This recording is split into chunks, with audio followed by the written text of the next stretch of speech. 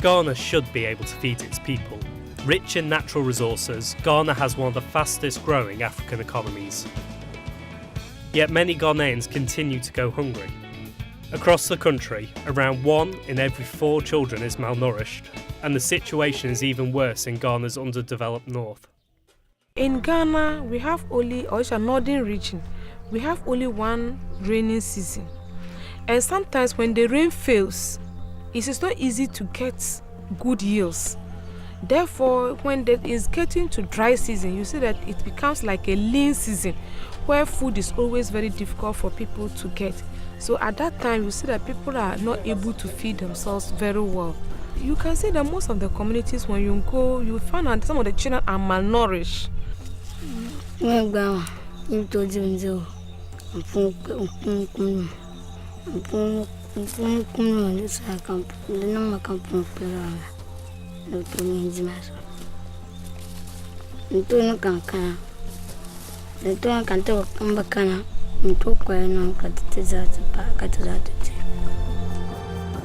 So why does this country, rich in natural resources, struggle to feed itself? Tax evasion and tax avoidance by taxpayers in general is an issue of concern in Ghana. Companies that tend to be large and also have a lot of international connections tend to find it easier to beat the system. Between 2007 and 2009, Christian estimated that Ghana lost about 100 million euros from trade mispricing to the European Union. So as you can see, it's very specific to the European Union. We are not looking at tax dodging to America or to Asia or to any of the other giants. If Ghana could collect the taxes it's owed, it could spend these additional funds reaching more people with projects that are already working. The potential revenue loss could be considerable. But such revenues, if collected, if it was possible to collect 100% of the tax revenue that is due, we are sure it will do a lot for the government. Building of schools, infrastructure, roads, improving agriculture, particularly agriculture by the peasantry, and so on.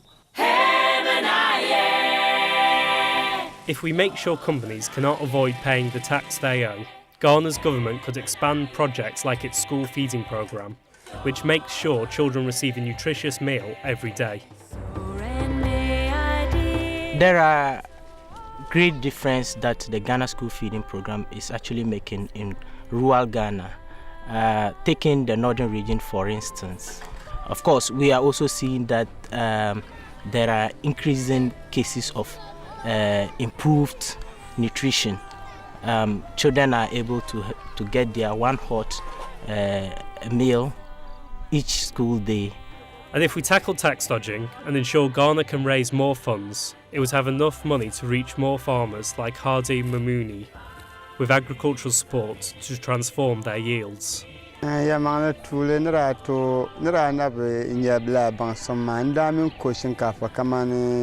acre. Intinya kamane 3 bags to be 4 bags. Ama pumpon intonyere kaman 15. How you kunya dem borshe bantonya 20. 1 acre.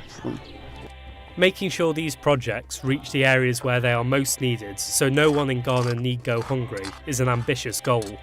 But if enough people join together to tackle tax dodging, we can make it a reality. Greater transparency will do 2 things. The first one is that it will make it much more difficult for multinational companies to shift profits from developing countries to other countries. And it will also make it less easier for tax havens to hide that profit. When these 2 things happen, the underlying result is that there will be a system where profits and losses that are made by multinational companies can be tracked on a country-by-country basis. And then they will be able to appropriately tax these companies, and therefore the monies that are needed and required will be made available for development. And if Ghana could collect all the tax it is owed, it would have enough to meet its people's needs without relying on foreign aid. Ghana would be in better control of its own budget and its own future. I think it should rest in the interest of not only the UK government, but governments of other European countries to ensure that countries like Ghana are able to conserve revenue. That way, the British taxpayer will be spared the burden of having to pay to finance development in Africa and beyond. The time has come, in my view, to end aid dependency in Africa and other developing countries, and to see how we can conserve resources from within to finance our own development.